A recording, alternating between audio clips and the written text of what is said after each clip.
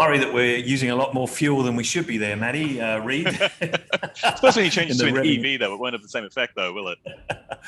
It wouldn't. It'll be absolutely quiet if we were doing electric engines. But welcome along, everybody. It's another episode of Under the Hood. Hope you're enjoying the series of Under the Hood, where we kind of like lift the hood on HubSpot and the growth suite that sits underneath the big engine room, if you like, at HubSpot, and then just have a look at what's happening and share that with you. Joining me on the episode this week, direct from our Perth, Western Australia office, bright and early this morning. Good morning to you, Maddie Reed. Good morning. Happy to be here. Thanks for joining us. So we're going to kick off as usual, just with a bit of an introduction, and then I'm going to hand over to Maddie, who's going to unlock HubSpot, lift the hood, and sort of go and have a look at what's happening underneath. So let's get started on today's presentation of Under the Hood.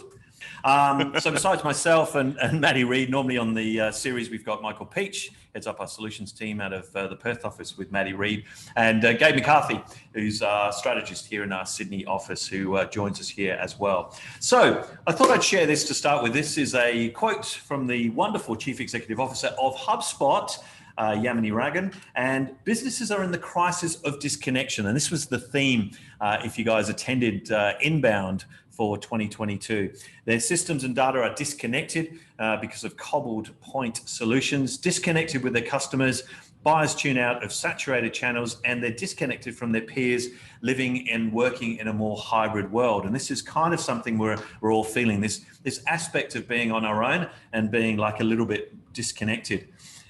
So why is the customer journey so important? It kind of leads on from that in a way. Customers want to feel more valued than ever before and throughout all of their interactions with the business.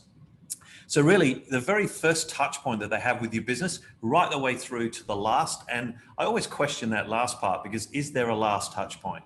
Ideally, when we bring a customer on board, we want that customer for life. Because, as they say, it costs 3, 4, 5 times more to get a new customer in than it does to keep the customers you currently have. So is there really a last point? Probably there isn't. That's the delight stage, where we want to just keep interacting with our customers and they keep coming and buying more and more products or services from us. The second important point is having a comprehensive view of the entire customer journey.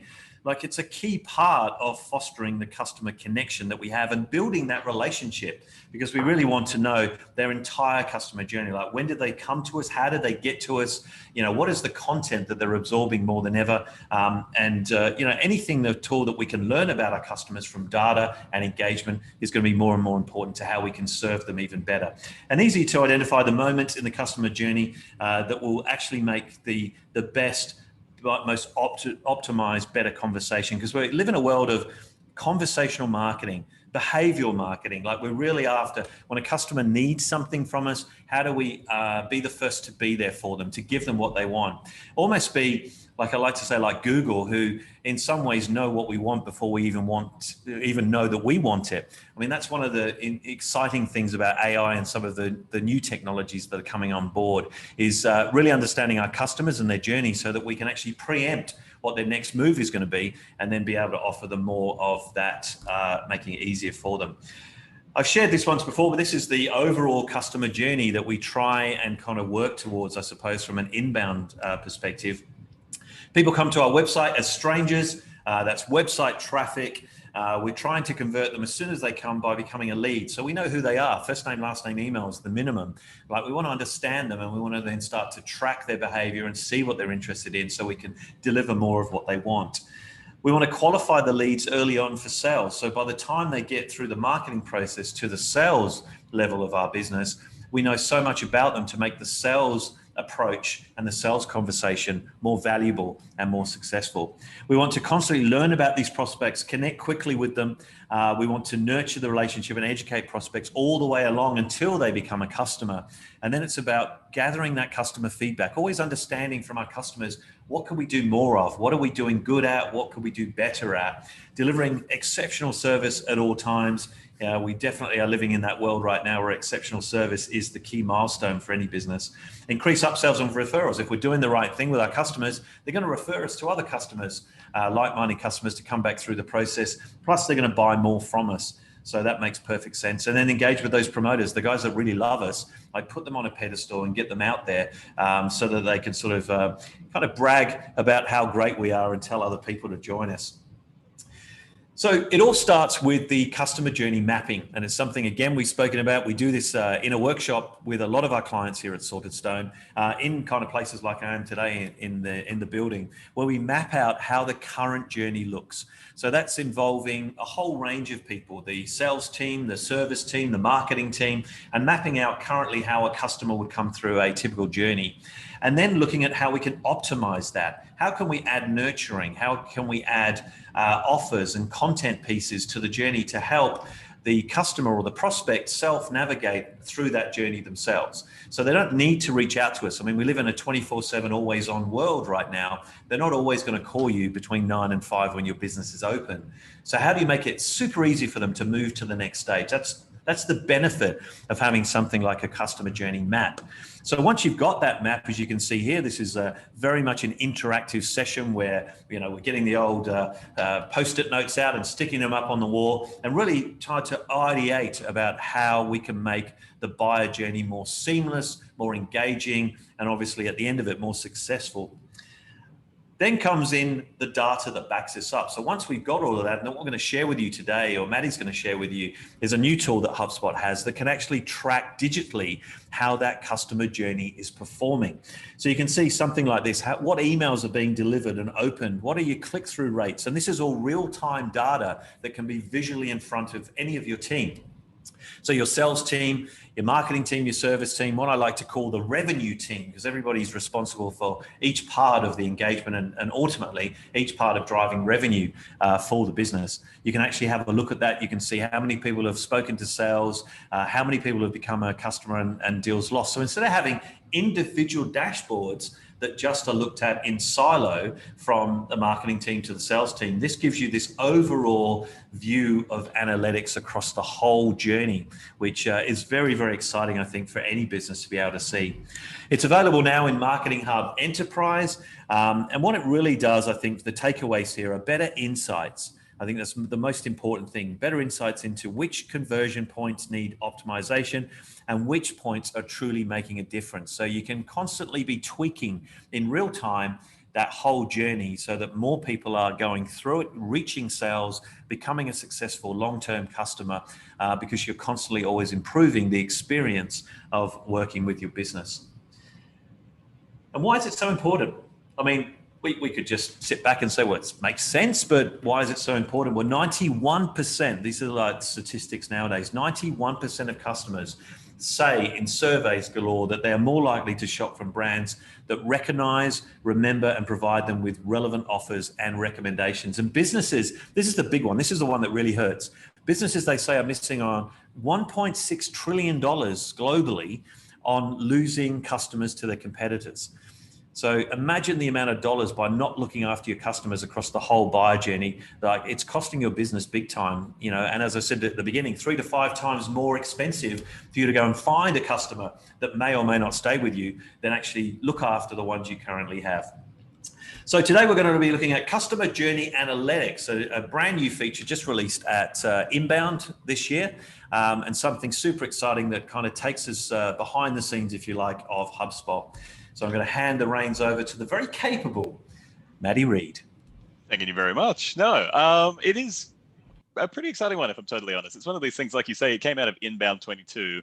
And I think it definitely does fill a gap that HubSpot's had in its reporting suite for some time now. Like, you went through campaign reporting in episode 1 of Under the Hood, which I think did expose how it is very handy to have all the various metrics, all the various data points in one central location. So you can see how emails do in relation to workflows, the CTAs, and the likes of that.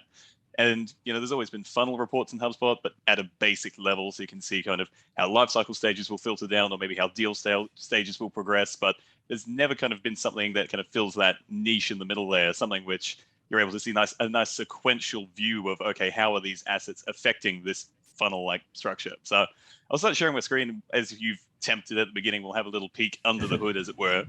But as you may have guessed already, this is a report, so it will be found under the Reports tab of your HubSpot portal. And as you can expect, the Create Report button at the top there. Now, as you've pointed out, Tony, it is locked under Marketing Hub Enterprise currently. So if you don't, you'll see a little padlock there, and they'll tease you and coax you into paying for Enterprise if you don't have it. But we do, so we'll jump in. The thing we'll emphasize, though, it is currently a beta feature, so there are a few rough edges, which I'll kind of talk around when we do get to it, when it does make sense. But just bear in mind, this is a brand new tool. It did come right out of inbound. It's only had a few months in the wild yet, so they're still working out a few quirks with it. But still, the way it currently stands, there's a lot of, I think, to love there. So I'll click into it, and I'll just talk us through the interface to begin with. So it'll look slightly different to the standard reporting tools you're used to seeing in HubSpot. But basically, it is comprised of those three basic components or three basic sections, which you can see in front of you. So if I may guide your eyes to the left-hand side of the frame there to the touch points, here we do have a list of all the various data points which we're able to essentially add as those sequential steps. So it'll all make a little more sense when we start doing an actual run through in a moment, but you can see the kinds of data you're able to extrapolate here is whether or not certain life cycle stages are being achieved, whether or not a contact is interacting with particular ads. So think Facebook, think LinkedIn, whether or not they're engaging with various calls to actions, to forms, to marketing emails or marketing events if you've set those up within your portal, whether or not they're engaging with media assets, so video, which has maybe been embedded within one of your landing pages, the payments features as well, which, just a caveat, that is only available in the United States at this time. But once that is unlocked, you do have that at your disposal as well as sales emails, sequence events, and the viewing of web pages as well. So long laundry list of opportunities there. And you'll notice there is, if you draw a Venn diagram, a lot of overlap there with the kind of reporting you would have within the campaign tool that exists. However, now we are able to actually start putting it in a sequential order. So we'll do like a real kind of example towards the end of the session, but just so it kind of does make more sense, let's just say, for example, adding to the next column, the steps, which you can have a maximum of 7 touch points per report. Let's say we're looking at people who maybe click the CTA, which I'll click and drag in there, then went and completed the form, and then maybe they were delivered a marketing email. Just as a very basic kind of hypothetical, just so we can see a visualization of that. Just go email delivered there. These can be clicked and dragged and reordered to whichever sequence makes sense to kind of your own buyer journey. And you can see by clicking into each of these, there is the option to set filters for each of these particular touch points. So selecting the property itself, you can scroll down and see there are a limited range of filters which you can apply to that particular event, just to make sure that it is relevant and actually kind of telling you, or like extrapolating the information you really want to see. I'll leave that blank just for now, and I'll hit run report in the top right-hand corner. Because at the moment, what that is going to do is essentially portal-wide pull in every single CTA click and every single form submission and email, etc. But we'll get into that in just a moment, because what I do want to show off is how that does look once it's visualized. And we saw a screenshot of that in your presentation just a moment ago, Tony. But here we have the third and possibly the most interesting of the, I suppose, frames that look at here. So the actual displaying of the funnel itself. So you can kind of scroll through and get an idea about, for each of these triggers, each of these events which you've called out here, how many contacts are going ahead and hitting one condition. So we said CTA clicks, then went on to actually submit a form and then received an email as a result of that. So that's all visualized there. You do have the ability to change the way that is presented as well. If you're more comfortable or more familiar, it's more value to have it presented as a horizontal funnel or the standard vertical funnel. But I do have this Sankey format, which I think is probably the most intuitive and the most easiest way to, I think, ascertain the information there. Benefit as well, they will tell you the actual total conversion rate for this particular journey, as well as the average time to conversion as well. So how long for a contact to go from end to end. And that is broken down step by step in a table at the bottom there, and you can go and click into view each individual contact that has met that condition if that is of interest to yourself. The only other thing I'll just call out at this point in time is that there are filters you can apply at this level as well. So at the moment, this is filtering every single contact in our HubSpot portal. We can go ahead and filter that by particular lists if that is more of interest. So if you have lists of particular campaigns or just ones which you're using for particular reporting purposes, you can apply those there. Or from within the actual report itself, you can just filter by, and we have a list here of every single contact property we have available, the same ones you'd find in lists or in workflows.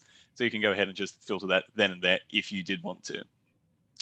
You can also filter by date range, but a big caveat on this one, because this is a beta feature, and this particular report does have to pull in quite a large and substantial amount of data to populate it.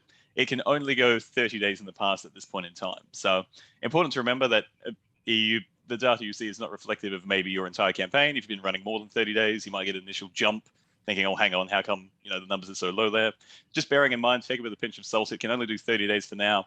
Hoping we'll see that expanded as time goes on. But again, beta feature, so we're still, I think, got the training wheels on this one for now, but be interesting to see that once it's actually refined a little bit further. And essentially, just to kind of, I think, just really promote what you were saying earlier, Tony, about the value of having data presented like this natively in HubSpot is quite a big deal. Like up to this point in time, for our clients, when they have wanted to see information like this presented, there has been no native way to do it in HubSpot. You can kind of fumble around and create a few different reports to give you an idea of this, but ultimately it would be a sense of exporting the data, uploading it to a third-party reporting tool like a Supermetrics or a Google Data Studio, which is, it still gives you the result you want, but it is that extra step, it is that extra time commitment. You do have to fiddle around with whole other different programs and getting used to the intricacies of those. So it is quite handy to have this now represented just in the one central place. Just to dive in a little bit further, so I just kind of threw out there a completely very broad reaching example, but I thought just for the sake of this is under the hood, maybe we can go ahead and just put a little bit of color to this. So a report which typically maybe we might want to run as a result of this is, let's see how maybe registrations have been going in like the last 30 days here by way of example. So that is made available thanks to this buyer journey report, which is available, which now gives us the option to not only have that kind of broad reaching, very top line kind of reporting we usually have from reports, but we can now get into a very micro level of it as well. So we can start focusing on specific components of specific campaigns and seeing how contacts are flowing through there. So for our example, for a lot of the audience watching today, potentially you have stumbled onto under the hood through the landing page, which we've crafted together. So I'll throw that in as the entry point, someone who's gone and seen that. From there, you might have noticed there's a form at the bottom of the page. You would have submitted that in order to register for the event. No worries, let's go ahead and throw a form on as well. And then as a result of that, there's also a kickback email. So let's just check, cool, let's make sure those emails are actually delivering. And why not, let's see who's opening those. To give you an idea about effectiveness then, cool, okay, we have a few metrics here, we can start playing around with it. The reason I kind of wanted to just go through this example as well, I talked around filters a little bit earlier in the session. And I think that highlights my second point, just to emphasize a big caveat that this is beta. So I just want to call that in when I've been experimenting with this tool. The filters is a little bit clunky at this point in time. It still works. It just requires a little bit more know-how. So I guess that's why we're on the call currently. So for example, at the moment, it's pages visited. So that one's relatively straightforward. We're only going to care about a page, which, is that one dedicated landing page. So I'm just going to use something simple like URL, contains any of, and one I prepared earlier. There's our under the hood landing page. Fantastic. We go ahead and grab that URL, and I'll throw that in there. That one makes sense. That's pretty much the same as what you're used to. Where it gets a little bit more tricky is when, for example, you think, cool, but at the moment that's going to pull through every single form which I have ever submitted in the portal. But no. We only care about the one for under the hood on that landing page. This way it gets a little bit more tricky. It'd be nice if you could just select what form you'd like to populate right here from within the report itself. But that's just not available at this point in time. What they give you instead is the ability to put in the form ID. So I'll navigate to that particular filter. Form ID contains or is equal to, navigate to your form. This is the one we have on that particular landing page. There are a few ways to find the code of it itself, but easiest way by far is just navigate to your URL bar, where you'll find there is a series of letters and numbers all hyphenated up there. That is your form ID. That's all you need. So just navigate back, populate that, apply. Fantastic. That's what we care about. Last but not least, emails delivered, which uses a very similar logic. So we're going to need the campaign ID for that one. Don't be fooled. There is content ID and scheduled event ID. Ignore those. If you just want to pull through a specific email, we just care about campaign ID. So I'm going to select that filter. It's equal to, and then you'll navigate to the email. Here's the kickback email, which I'm sure you are all familiar with.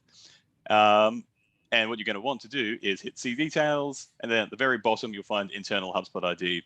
They give you two of these for some reason. I believe you could use other ones. I typically just grab the first one. We'll achieve the same result, and just make sure you've filtered that the way you would want to. I'll just do the same for the next one because it is the exact same email. So I'll just go campaign ID again. Fantastic. And the exciting part, Tony, I get to hit refresh report. This is it in real time. Metrics coming at you. as it buffets the entirety of the Salted Stone database. And there you go, cool. And look, now we have some real insights right at the bat. So we can have an idea of like, cool, and caveating as well, it can only pull through 30 days. So it isn't everyone, but in that little window, we can see, cool, we've had 17 logged views on that particular landing page. Wonderful. Okay, how many of those actually went on to submit a form? 11, fantastic. How many of those emails were delivered? 11 out of 11, fantastic. I keep my job. The emails I built are actually being delivered, thank God. And from that, we can see 7 of those were open. So cool, overall, that's actually a pretty decent open rate of 63%, so not too bad. What we can do as well is there's one final, I guess, little tidbit I want to throw in, is the ability to add optional steps within here as well. So at the moment, this is kind of required. So the funnel will only work if someone does view it and then they submit the form and then it's delivered and then they open it. But you might, obviously people don't tend to behave in the way in which maybe you would expect them to or want them to. So you want to have an idea about how this may split off and splinter away. So just a basic example, but let's just, for example, wonder, cool, so we've got people coming to page, but when people submit that form, how many of them are just becoming leads for the very first time? Let's get an idea about kind of what the existing base is, or versus someone who's maybe only just being familiar with Salted Stone and is maybe quite new to us as a brand. So for example, we've got the lead filter in, and I'm going to go ahead and you'll notice there's the checkbox here to make that step optional.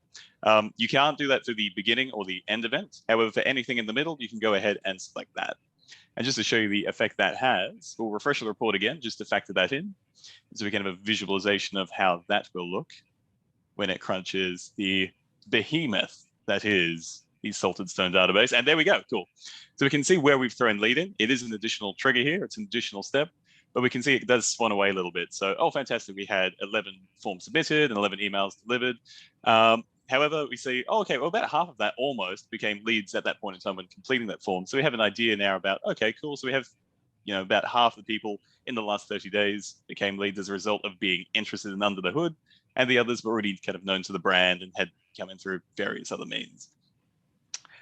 So I know that is kind of the whip round. Here is buyer journey reporting 101. But in essence, that's I think the mechanics, the fundamentals of what you have to play with at this point in time. And I think it definitely does paint a picture of the potential of such a tool in the future, especially when you can see at the top there, you can save that report, you can add it to your existing dashboard so it can fit within your existing suite of how you use to monitor campaign performance and how it can tie into other various reports and just hopefully add some value to your existing reporting, I guess, repertoire. And hopefully just help you to optimize that buyer journey to give you ideas of like, cool, where are we falling down and how can we better optimize these steps? So that is my piece. Matty, can we see it in the funnel format? Oh, I thought you'd never ask. Is that not no, not if I remove the optional step, I absolutely can. So, God, how rude of me not to show it off how it would look as a standard vertical funnel. These people paid for the entirety of the representation. Cool, there we go. And so there you have it as a vertical funnel. And look, I'll do you one better. Let's do the horizontal funnel as well. When it has a good long think about it. It's how you know we haven't doctored this session in any way, Tony. We leaving them with the suspension of disbelief. That's what happens when you go live, mate, with all that data that's sitting behind. That looks fantastic. I think it's great from the visual perspective, which is why I thought it was good to show those 3 options, because people sometimes like to see things in a linear way, a vertical way, or whatever it might be, or in the traditional funnel way. But it's super exciting. And I assume you can have a number of these, right? You can set up different analytics for different journeys within your organization. Absolutely, yeah. And I think that is the benefit as well, is that it does give you that ability to be so granular. So you can get very specific of, okay, maybe we have 2 or 3 standard journeys that we're familiar with. Okay, let's plot all of those as 3 different reports. Let's get them side by side. Let's see which ones are actually being super effective. Okay, why is that one outperforming the others? What can we leverage from there into the other one? So absolutely, yeah. So your imagination is the only limit. And I think the 1,000 report cap at HubSpot or something like that. But yes. Yeah, that's cool. And you did mention, I think when you were going through the demo there, you touched on the email campaign. Obviously, in earlier episodes, we talked about the campaign tool within HubSpot. So I'm assuming that these two can go quite well together. If you're running a particular campaign, you can drill down on how the journey's going, but also how your campaign overall is performing. Oh, certainly. And with enough, I think, kind of filtering and kind of, just getting familiar with, the nuts and bolts of the campaigns as well as this particular reporting tool itself. I think a lot of the existing tools within HubSpot can work with in tandem, as you say. So, it's not just a cool tool in its own right, but yeah, I think it definitely will benefit your existing campaign reporting, and you can definitely almost make it part of, I think, your standard repertoire. Have a look at your campaign reports, have a play around in these as well, and then any other kind of tidbits which you use, sales performance, for example, maybe. Yeah, cool. And I suppose an obvious point, but just for folks watching this, as with most of HubSpot, this is all real-time data, as we saw by you refreshing the data. So if you see some blockages in the customer journey, make the changes literally 2 days later or the next day, you can sort of see if it's had an influence or not on your process. Yeah. No, that's right. No, spot on. So it's nice to have the timeliness of it as well. It's just quite handy. None of us having to wait for any data to tabulate as such. It's all there. It's all living. So your contact data, if you're using it for your marketing, you've got Marketing Hub, so using it for your marketing information, that's all stored there. Same for sales performance. And I think then, is exactly as you say, does highlight the benefit of having that all stored in one central location. So you can get a really clear idea as to where those blockages are, what is causing it, and how you can fix that. Yeah. And just before you stop sharing screen and we let you go, this is showing more of a marketing kind of process, because this is obviously a tool out of Marketing Enterprise. But can you just show us again, if you were to add some of the post-marketing, like to know how successful your marketing is in terms of sales conversions? There's a bunch of stuff, isn't there, that you can add from the sales pipeline perspective. That's right, yeah. So I suppose since this kind of came out of the box that was the Marketing Hub Enterprise tool, I suppose I just focus on that on this particular session. But yeah, I mean, we can see here as well, I guess, just to kind of go through some of those metrics which are available, which you can throw in and start building a manner of like sales reporting funnel as well, but get an idea about, you've got, okay, sales, email, clicks, opens, replies, sends, and the filters for those will let you go ahead and filter that to a particular rep if required. Same with sequences as well. So, and you have quite a few there to deal with. So the idea of kind of, okay, contact bounces, who has booked a meeting through a sequence, who has been enrolled in a sequence, unenrolled manually, contacts unsubscribed, any particular errors you can identify, which would probably be quite a nice optional step to see, cool, okay, where are people kind of splitting up if there is a bit of a kink in the armor. Any kind of sequence stop executions, kind of the sequence is finished, or any unenrollment. So that would kind of be the main suite. And unfortunately, it's not available now, but definitely I think payments would work quite well in as well for both marketing and sales once that's available. It's kind of infuriating always seeing that floating around when we are doing these kind of sessions in APAC. It's a nice shiny tool, which we will be able to use one day, I'm sure, but just not at that point in time. No, cool, mate. Excellent. Well, thanks very much for that. The reason I want to show that sales part as well is it just sort of shows how HubSpot gives you that end-to-end visibility. Even though it's a marketing enterprise tool, you can see how it influences how marketing impacts on sales, which, at the end of it, the whole customer journey is from end to end, right? It's the website visits at one end and it's the payments at the other end, as you were quite rightly showing. You want to really be able to demonstrate, where blockages are in that whole process. Yeah, no, absolutely. Cool. Well, thanks very much, Matty, for getting up bright and early and sharing with us the exciting thing about customer journey analytics that's available. So you were dreaming about that all night. So customer journey analytics is a beta tool available right now in Marketing Enterprise. So if you're on Pro and you want to upgrade to Enterprise, have a chat with us. We can help you out with that as well, because there's some exciting things it's good to see coming into Enterprise that weren't there before. Now, next week, we're going to be looking at conversation intelligence. I might be calling you up on for this one, Matty. So get you thinking, Cav, start dreaming about this one, mate, if you can. Conversion intelligence, call transcripts, and coaching, an action-packed episode coming up next week. For the price of one. For the price of one. Nothing like keeping Matty busy if he's not busy already. But thanks, everyone, for joining us for another edition of Under the Hood.